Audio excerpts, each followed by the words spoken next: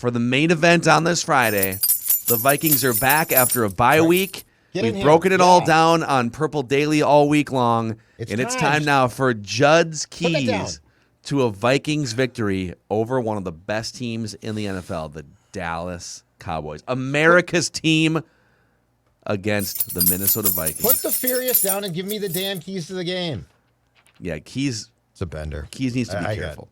I have nothing to say. Okay, go to the bar. Drink responsibly. I don't care what bar. I'll see him later.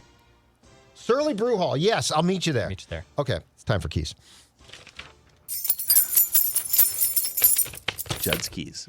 Four keys. By the way, presented by Federated Mutual Insurance Company. Federated is here to help business owners. Yep. Keys, listen, I know Keys is a business owner, runs his own empire of he has multiple different teams he consults for.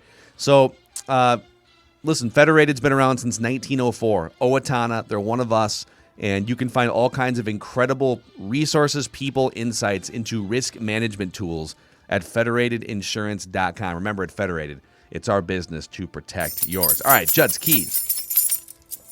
Key number 4, we will work our way up.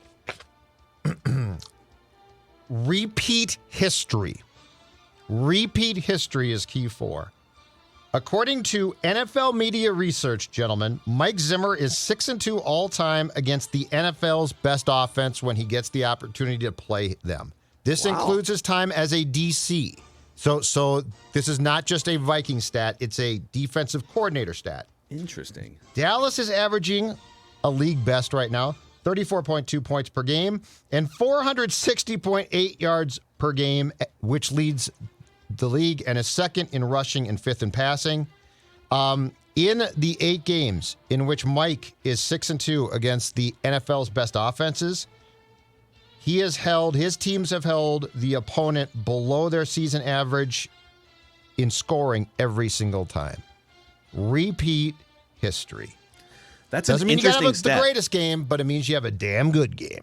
So you said 6-2 as a head coach or a coordinator when facing the number one offense. Offense, which the Cowboys obviously are. Wow. So Bengals, I'm trying to think of who the number one offenses would have been. I'm sure. Is it like at the time of the game or by the end of the season? Do you have any context? I don't, but I'm guessing it's time of the game. The Dak Prescott thing is such a huge, even if he's playing and hurt, I feel like the Vikings pass rush has been so good. If he's sort of a stationary Dak Prescott, this is shaping up to be a very interesting advantage for the Vikings. Absolutely. But if the Cowboys, I don't want to steal too much thunder from Keys here, but if the Cowboys counter by just running the ball a lot, I don't know that the Vikings haven't shown anything in the first 6 games that says they're going to shut down an opposing team's running game. So that's what I worry about the most. That's a good one. All right. Key number 3. Just in time. Or should I say just in time, because it is Justin Jefferson time. Waiting for a Just Incredible reference Sunday. from Judd, too. No, you're One of not, the great ECW wrestlers of the mid-90s. He knows who that is. I'm sorry, guys. I don't know who that is. Declan's exactly right. All right, so 5 picks before the Vikings took Justin Jefferson in the 2020 draft in the first round. The Cowboys took CeeDee Lamb. Last year, in a loss to the Cowboys at U.S. Bank Stadium, Justin Jefferson, 3 catches, 86 yards, and a touchdown. That's a very nice day. That's not a great day. That's a very nice day. Now he has a national spotlight, Sunday Night Football. And just like Randy Moss did, when he basically had a laundry list of the teams that passed on him, including the Cowboys, who he had one of his best games against with 3 catches, all for touchdowns, in the 1998 Thanksgiving Day game nationally televised in Dallas, Justin Jefferson has a chance in his mind to make it right with the star. This is just in time. Kirk's playing great. That's awesome.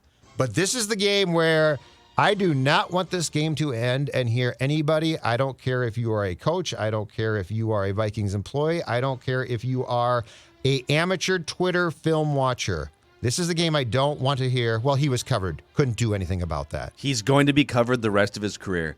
Teams are going to account for him the rest of his career. And that doesn't stop other players. It doesn't stop Devontae Adams. It doesn't stop. And by the way, it hasn't stopped Justin Jefferson when he is targeted. But sometimes they stop targeting him. It's not a Justin Jefferson issue as much as it is a scheme And in fairness, there are other options that are viable, like throwing the ball to Thielen and KJ Osborne. You can't just. But this has Justin Jefferson written all over it. I this agree. Game has Justin Jefferson. Yeah, exactly right, Dax. Gritty, little gritty. This has him. This is his game. His game right there. Right there. All right. Hold on, my hat's kind of making it tough. But I by the way, I'm happy with the number of targets. So he's only played the 6 games. The top 7 most targeted receivers have all played at least 7. But if he gets at least, let's say, 10 targets in this game, then he will be one of the top 5 most targeted receivers in the NFL. Right now, it's Cooper Kupp, Devontae Adams, DJ Moore, Tyreek Hill, Terry McLaurin is 5th, and Travis Kelce is 6th. But if he's in that, in terms of targets, I want him to be in the mix with Devontae Adams and Tyreek Hill. He belongs in that discussion. Correct. And so let's make this the breakout game for Justin Jefferson on a national platform. And statistically, if you look at what he's done, like, it sounds crazy that we complain, but the eye test tells a different story. Like, you can't go in that Detroit game. You can't go from a first half in which he's incredible and the Lions make an adjustment, and then you're like, okay, we can't throw it to him. That's the thing. So if you don't watch games and hear our show, you probably think, what are those guys talking about? Like, Justin Jefferson's being targeted. He's catching passes, tons of yards. Like, shut up. But if you watch the games, you see what we're talking about. And so, yes, this is, and he doesn't need to catch 12 passes. What I want to see is some deep shots, some touchdowns. That's the type of game. Moss on Thanksgiving Day 98 is not an incredible catch day. I think it's 3 catches. They were basically all bombs for touchdowns. Let's get it. Let's get it. Get after it. All right, key number 2, counting down.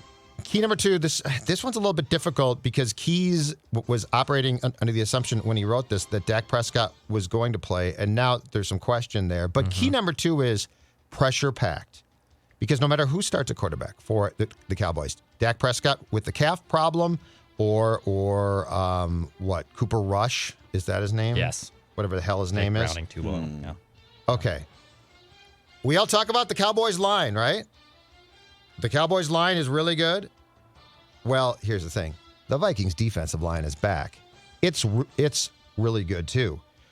They are tied for first with the Bears with 21 sacks, which I believe is two fewer sacks than they had all of last season in 16 games, okay? So to Phil's point about the run, which I agree completely. They are going to, on the road in a noisy environment, the Cowboys and Declan's guy, Kellen Moore, are going to establish or try to establish the run as much as possible. But in football, there's a little phrase that we all like to use. Those of us who know the game deeply, we call it making a team left-handed, which means they're not doing one thing. Get your minds out of the gutter. They're not doing at least one thing. Mine wasn't as for the record. Mine wasn't. wasn't. Okay, Apparently, I assume, now it's on my brain. Guys' minds now were it's on my brain. Where did that come that you from? guys were in the. Well, I don't know. Some people are just switch hitters too. You know that doesn't matter. I didn't know that. Okay, that's interesting. Anyway, amazing. So if the Cowboys, if the pressure on either Prescott or Rush is such that the Cowboys have problems passing the game, stopping the run gets simpler.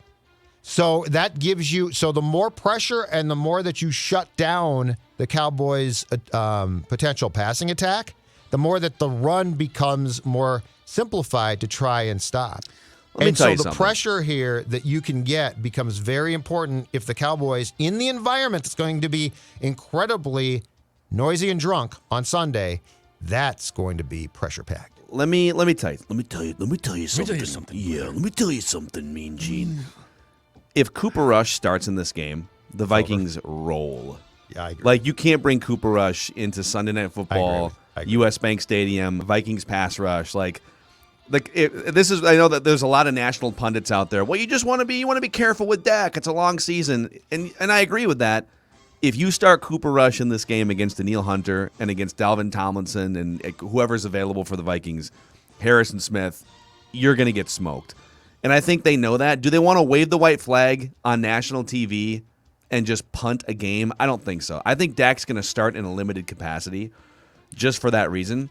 I have another question too. Cooper Rush. What's up with that name? That's a really good question. It sounds So, like a I have a theory. character on a Fox show Okay. in 1994, right? I want to hear Phil's theory. Yeah, well, he was born in 1993. He's basically named after 80s bands, right? Alice Cooper and Rush. Oh, yeah. Yeah, I didn't think of that. His yeah. parents, so he was born in 1993, Charlotte, Michigan, went to Central Michigan, high school at Lansing Catholic, Michigan. So he probably had blue-collar parents in the Midwest. They were born in like the late 60s. I like it. I love it. Who probably grew up on 80s rock. I think they named their kid after Alice Cooper. Well, they already have, Rush is already his last name. Pretty sure he's named Right, after yeah, 80s you band. can't So you pick can't Rush. really. Yeah. What's his middle name? Let's see here. Cooper Rush. Doesn't have a middle name on Wikipedia. Cooper's not a bad name. I feel His, like no, his the middle last name is Bon Jovi. That's crazy. Cooper Oh, Bon weird. Jovi Rush. Yeah, just hair. Oh, it's Cooper White Lion Rush. That's interesting. White Lion. White Lion. Is White Lion? Or is White Lion a? No, Is White it Lion an wasn't 80s band? Okay, You're it sounds like thinking an of, 80s band. No, White Snake. it's not. White Snake. White Snake. That's Yeah, White Lion. Okay. White. That's White Stick leopard. to Great Yacht White. Rock. Great White. Great White. Yeah, yeah, stick exactly Cooper, right. Great Stick White. to Yacht Okay. Rock. stick to Hall & Oates. Yep, exactly right. Right. Michael Yeah. McDonald Rush. Yeah. Oh, time for football. Time for football. That's not how Mike. That is not how Michael McDonald sounds. Oh, how you doing, I Phil? love, and now here he comes. Now here he is. Just get to the first key, please. You see, I see. We got him off that. We did it. Good job, Dex. We got him boy. off that. Good stuff. We got him off Good that stuff. thread by That was great. insulting Yacht That was Rock. great. Oh God. Triggered. Okay. All right. Key number one is going to go back to the key. The key uncovered for me on Wednesday, and we talked about it yesterday, but I'm going to go back to it because there's this whole perception, because statistically he's got 7 interceptions, which leads the league, that Trayvon Diggs is becoming a shutdown corner, and oh my God, stay away from Trayvon Diggs. Well, first of all, you've got 3 receivers who are good, 2 of whom are really good, and 1 in Justin Jefferson, who, as I said before, I think is outstanding. Trayvon Diggs is a ball hawk, which is great. That's fun to watch. But he has issues with double moves, and he also, if you run the ball effectively and get to the second level against him, is terrible against the run. In other words, he's got warts. He's a fun player, but he's got warts. And because of his struggles against the run as well, PFF actually has him ranked 61st among corners through the first 7 weeks. That's with 7 picks. Fraud. So, Trayvon Diggs is a fraud, is what Keith Fraudulent. is saying here. Exactly right. So what I It's a so what I'm fraud. so the key is this. You ain't so bad. You ain't so bad. Don't be afraid of Trayvon Diggs. Don't be dumb. Don't be careless. But don't be afraid. Trayvon Diggs has areas of his game that can 100% be exposed by good players. And Kirk Cousins has been very good. And a guy like Jefferson or Thielen are also very good. Hell, KJ Osborne's been great too. So you ain't so bad, Trayvon Diggs. Don't allow the statistic of 7 picks to get in the way of potentially exposing the warts in his game. As mentioned on yesterday's Purple Daily, I believe he's giving up 19 yards per catch, That's a great but stat, he's yeah. only allowing 50% completions. So it's very, very feast or famine. And the back-to-back plays against the Patriots where it's like pick 6, and then boom, the very next play it's a 70-yard touchdown or whatever. Can you tap into the vulnerabilities without throwing an interception? I mean, he's literally picked a pass off in every game. So I'm not going to recklessly target him like Keys might be suggesting here. But are there things you can take advantage of, where he's trying to gamble on a play or something and Exactly. little double move or whatever that looks like? He is the guy who will be susceptible to, if the Vikings do what we want, giving up the deep touchdown to Jefferson.